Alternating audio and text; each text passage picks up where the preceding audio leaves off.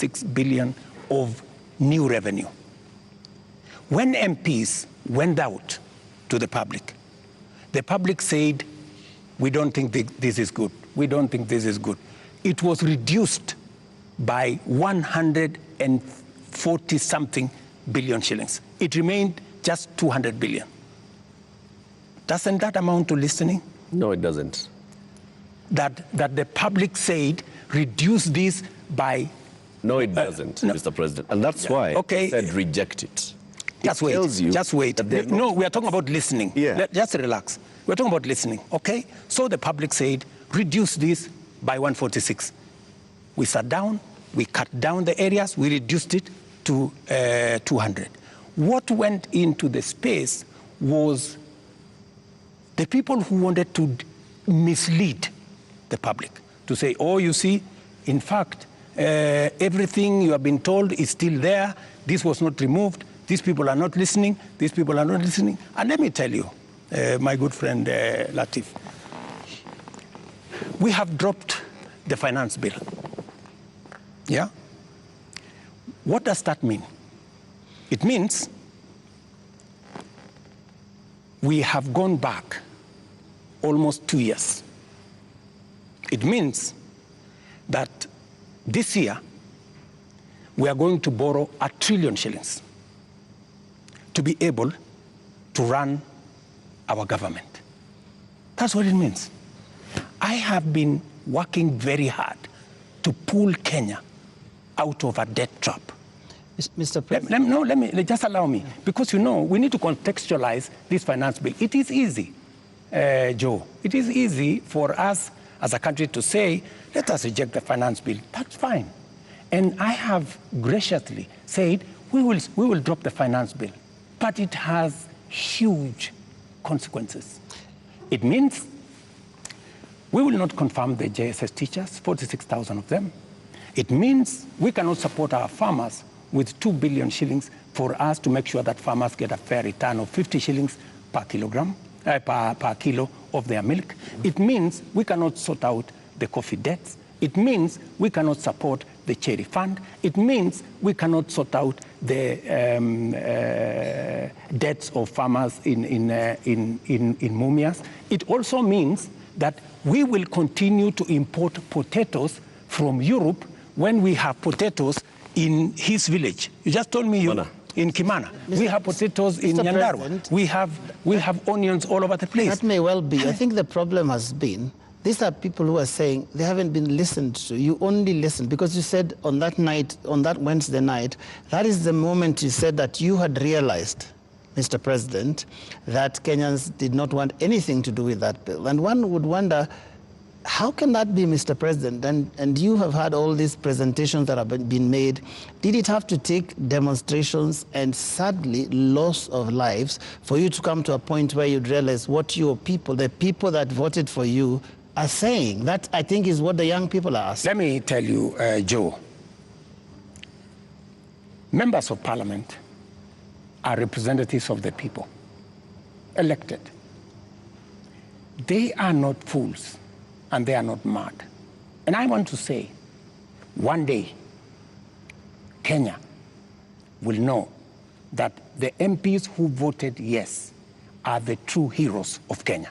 Those are the people who saw the opportunity for us to unchain our country from debt trap and take our country to the future. Let me tell you, Joe, and I want to say this to the people of Kenya, that my plan was to make sure that in the next 3 years, maximum 4 years, we have a balanced budget, where Kenya is not the country where we are today. Let me tell you, gentlemen, and I want to tell the people of Kenya the following. We are in a very difficult financial position. This is something that the people of Kenya must understand, and that is why I am happy that we have a crisis. This crisis will help us be candid and speak to each other properly and contextualize where we are. We raised this year 2.3 trillion from our taxes. Of that 2.3 trillion, 1.1 trillion went to debt financing. 1 trillion went to salaries. What did we do? We had to go and borrow to pay the counties. We had to go and borrow to fund our education. We had to go and borrow to fund.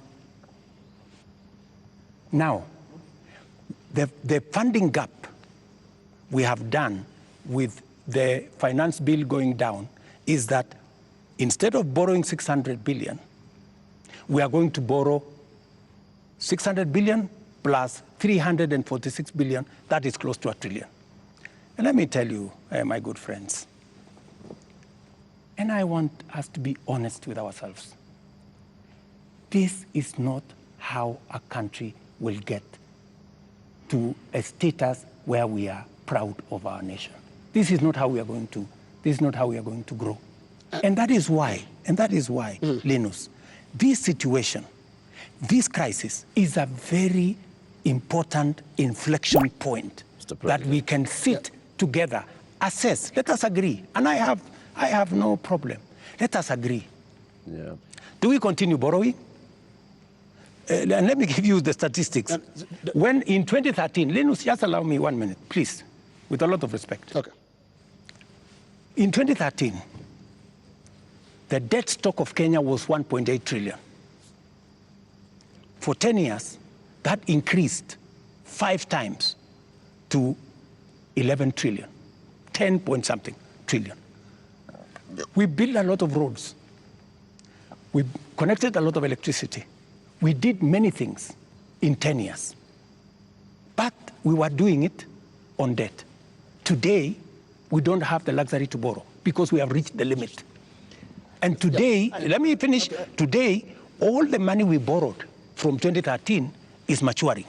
That is why the biggest challenge that we have as a nation is that we are spending 1.1 trillion every year of taxes we collect from ordinary Kenyans to pay debt, and not the whole debt. That's interest alone. Yeah. Interest principal comes to 1.8 trillion this year. So, my good friends, and yet you want to tell me, William Ruto, don't collect domestic taxes.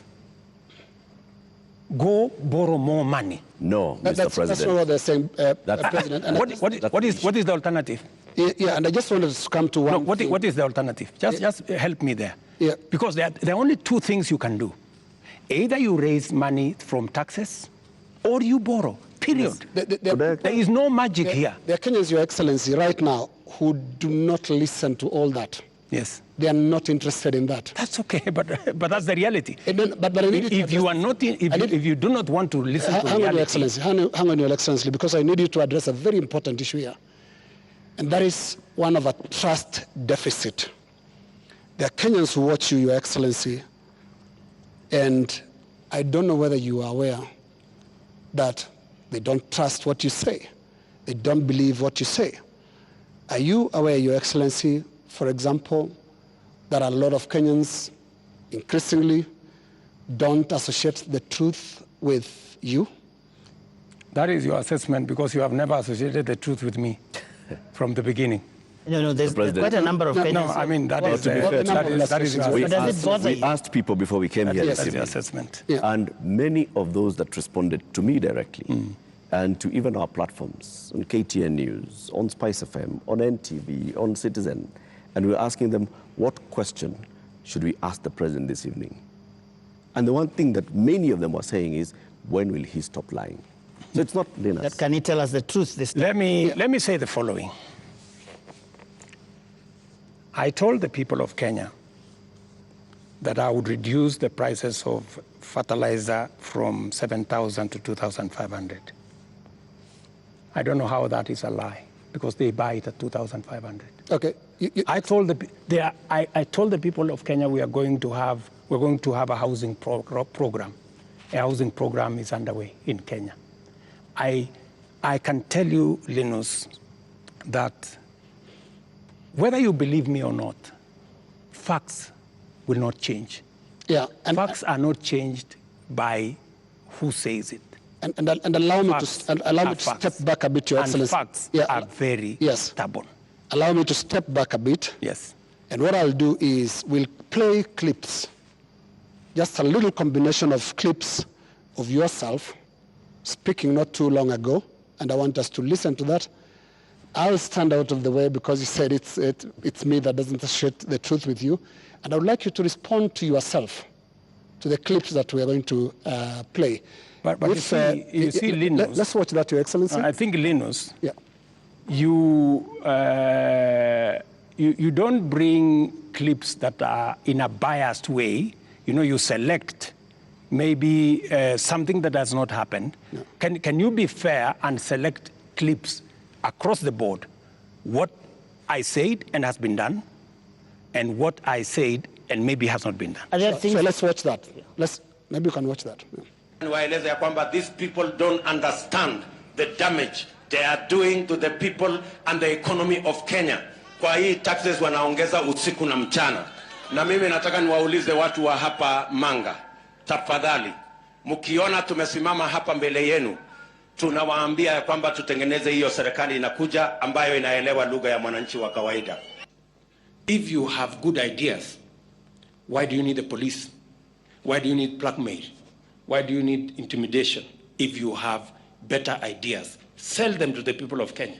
There are enough intelligent people in Kenya to differentiate what is good from what is better and what is best. Ni jambo mbaya sana kama tutatumia askari polisi kuumiza wananchi wasio na hatia, eti kwa sababu wako na maoni tofauti ya kisiasa.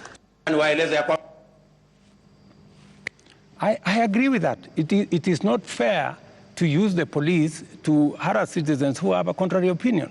And that is perfect. That's what they're accusing you of. I still believe that. That's what they're accusing you of. But you don't tell me that... What is the problem with Alfred Keter? Yeah. Alfred Keter, opinion. No, it's not a contrary opinion. I mean, the police have said why they arrested him. It is not because of me. I didn't give any instructions. I didn't even know what was going on. Let me tell you, Linus, I am a very clear-minded person on what I say. When it is the police, I have said.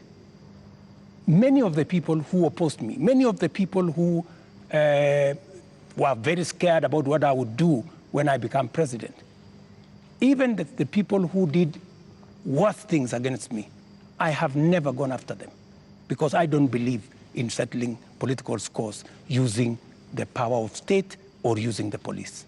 Let me also say the following. When I talked about the taxes that I was campaign trail, yes. I was addressing in the campaign trail, it was very obvious that when at that time we were in subsidies, that did not make sense. It is because I removed the subsidies and I changed and put production support. That is why today the price of unga has come down from 240 to 100, because I changed the model.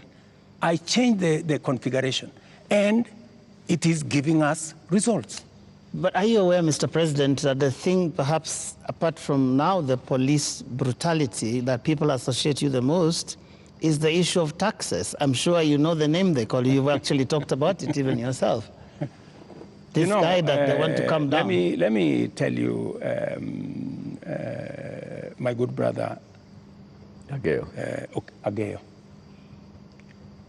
When I came into office and I assessed the situation, and it was no longer possible for us to borrow money, I had to be honest with the people of Kenya. I had to tell them we have two options, right?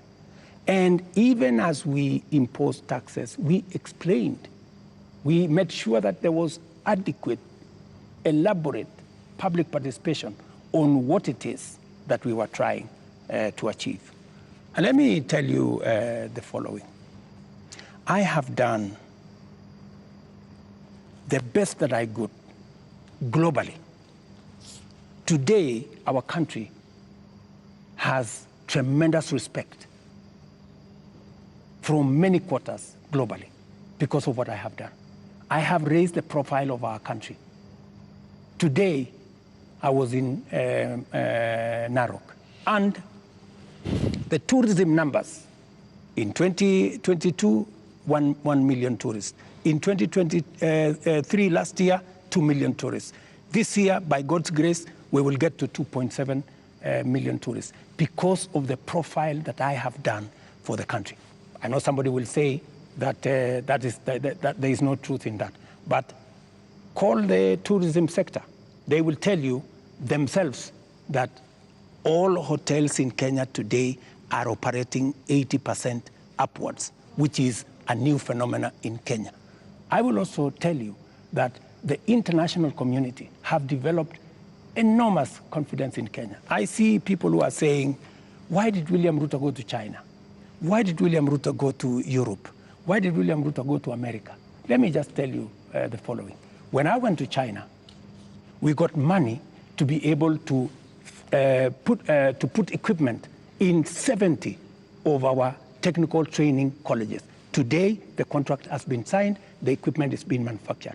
When I went to China, we got money to build Bostock Dam that has been waiting, that will serve the counties of Bomet and Kericho. When I went to China, we got money to build, we got 30 billion shillings to build roads in Nyandarua, in Kirinyaga, in 8 other constituencies in Kenya.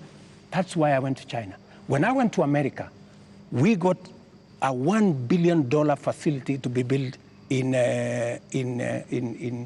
Naivasha that is going to be the biggest data center in Africa, funded by UAE, working with Microsoft and Kenya. When I went to the US, we also agreed Kenya became the only country in Africa that is going to benefit from the CHIPS Act, where we will be manufacturing computer chips with other countries.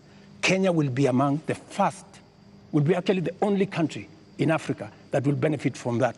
And so many of the young people who I see today, those are my targets for the future. So it doesn't bother you that there's this tag on your head as a president who has overtaxed Kenyans, and that the sufferings that we are going through is because of excessive taxation that you have imposed on Kenyans? That is what I was asking about. You see, if I am called Zakayo, yeah, because I have explained to the people of Kenya that the option we have is, if we continue borrowing, we will go down the cliff. If that is what is going to take Kenya to be saved from a debt default, I don't mind being called Zakayo, because it is a sacrifice worth making. Mr. President, every morning on Spice FM, we have 4 hours of a talk show. And many times we ask people, even those who come to the show, to tell us what is it that the nation is saying when we are seeing people out on the streets. And many of them, even when we said that we were coming, you have invited us to come and have this conversation this evening, they said, tell the president that he's tone deaf. And we ask why and how. And they say, when William Ruto took over as president, he took over a budget of 3.2 trillion shillings. He went to Parliament and he said, Honorable Speakers, I believe that this budget is too high. We should cut it by 300 billion shillings. So you believed barely 1.5 years ago that you can run the country with 2.9 billion shillings, trillion shillings. Barely a few months, you went to Parliament and requested to spend 3.6 trillion shillings. This year, you went to Parliament and initially requested to spend 4.2 trillion shillings. And what do they see in return? They see extravagance in government. They see a government that is pushing gung-ho to employ new people called CASs. They see a government that is purchasing new motor vehicles and trips that are extravagant. They see opulence with those that are close to the president appearing in public carrying wads of cash. They see condescending attitude from those who serve in this government when they're asked, why are you spending? And they respond the way they respond. Your advisors speaking the same.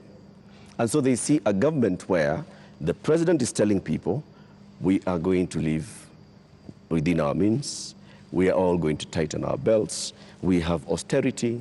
They end up with their children not going to school because for months, JS teachers are on strike. They end up with, right now, 91 days where clinical officers have not been to work. 91 days, Mr. President. We ended up with intern doctors going on strike for weeks because the government says it has no money. We end up with people going to the hospitals and there's no medicine. We end up with people who are being told that we don't have money to pay salaries, or we don't have money to pay salaries and also having development. Yet, they see all this extravagance and opulence from those in power. You are tone deaf, Mr. President, that's what they say. Well, I guess that's why we must have a conversation. That's why we must have a conversation. And I'm very happy for us to have this conversation so that we can put the facts on the table and we can all of us make a decision. But let me tell you the following. I've listened to you, and let me also tell you that today, the universities, which were almost closed, they had debts of 60 billion shillings.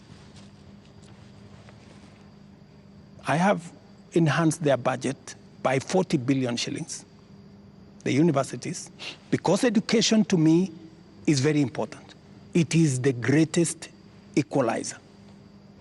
Today, the universities can confirm to you, and I was sitting here with the vice chancellors, that I made the right decision because we are funding the universities better. Let me also tell you, I took the decision to hire additional teachers, 56,000. It has never happened in the history of Kenya. Why? Because education is the greatest equalizer. Many parents in rural Kenya take their children to schools that have no teacher. And we are disadvantaging them. The children of the poor get the worst form of education. They have no chance. I decided, because I said it is bottom up, I decided that I'm going to put more money in making sure the child of every Kenyan has an opportunity to be their best by giving them the correct education.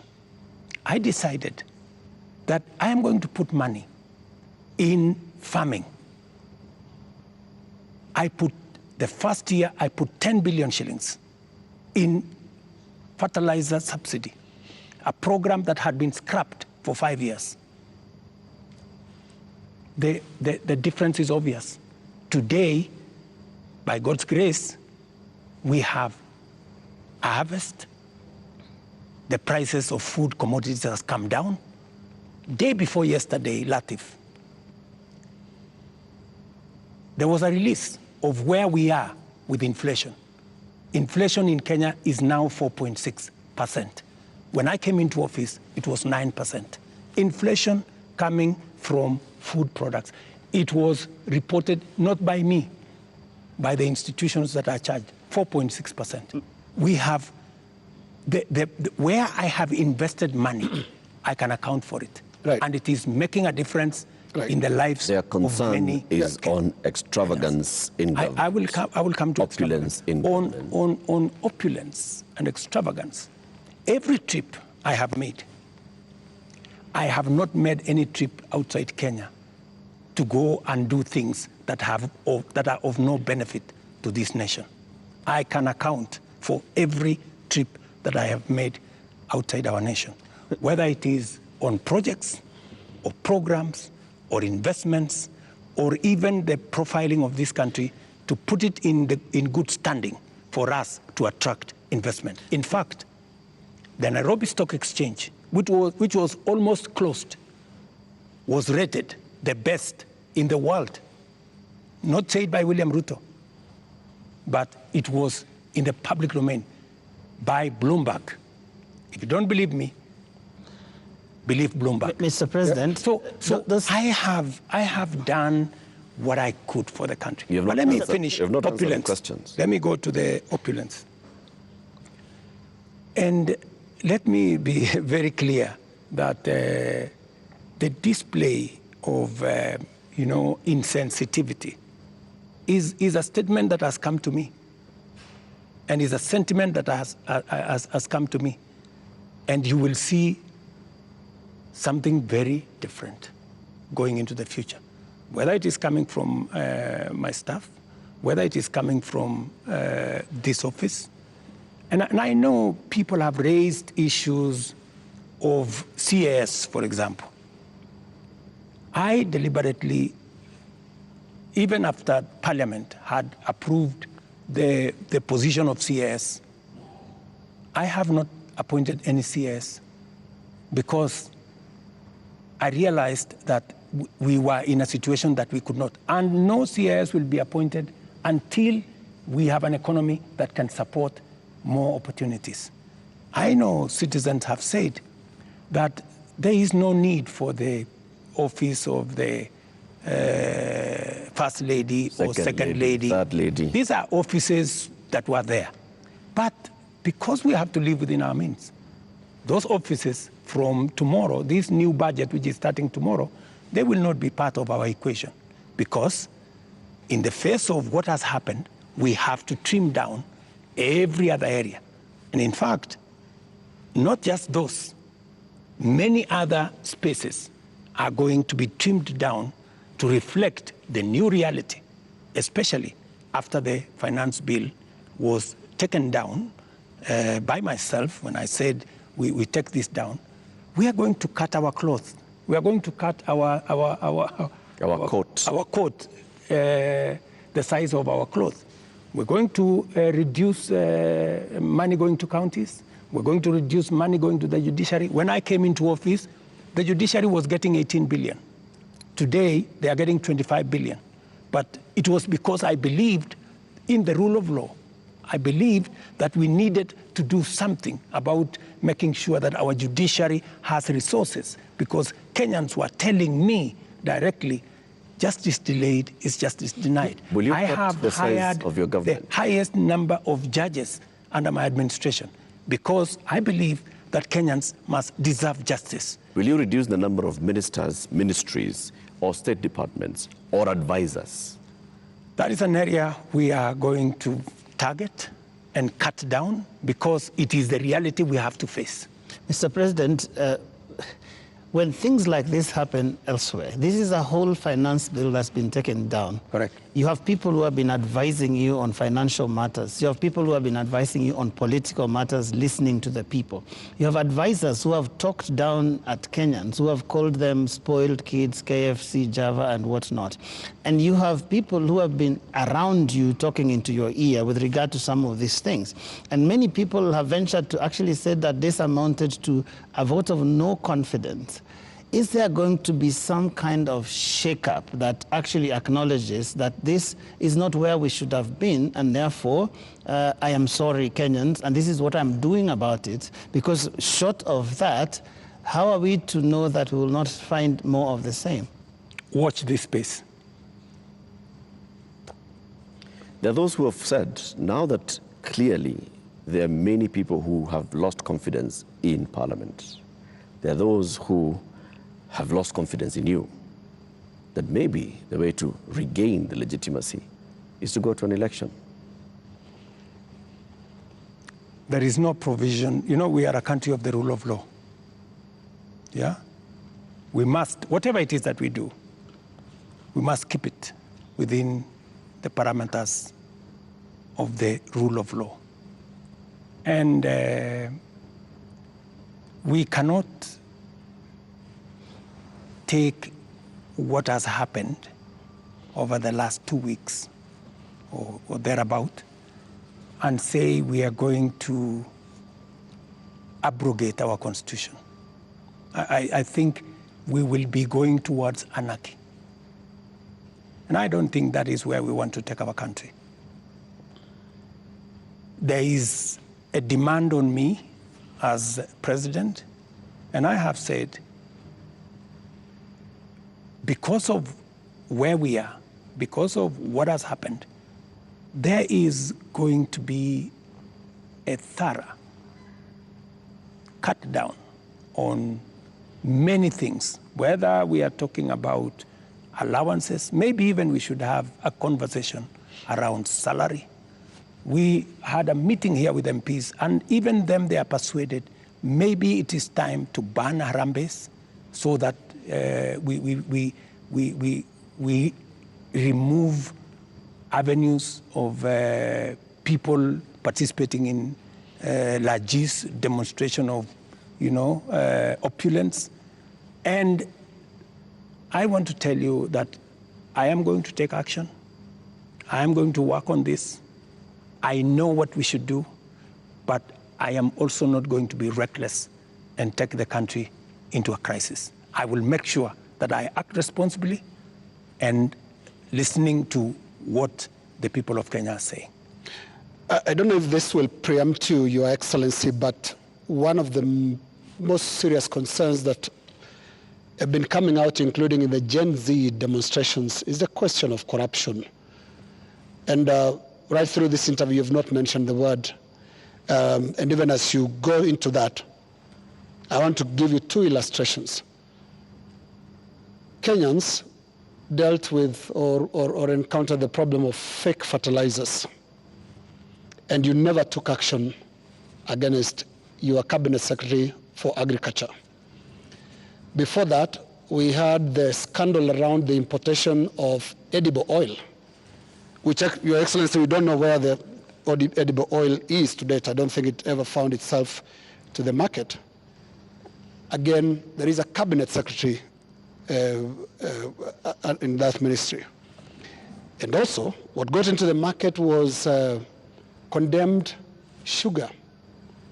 And when we look at all the information around these three cases, these are people close to you.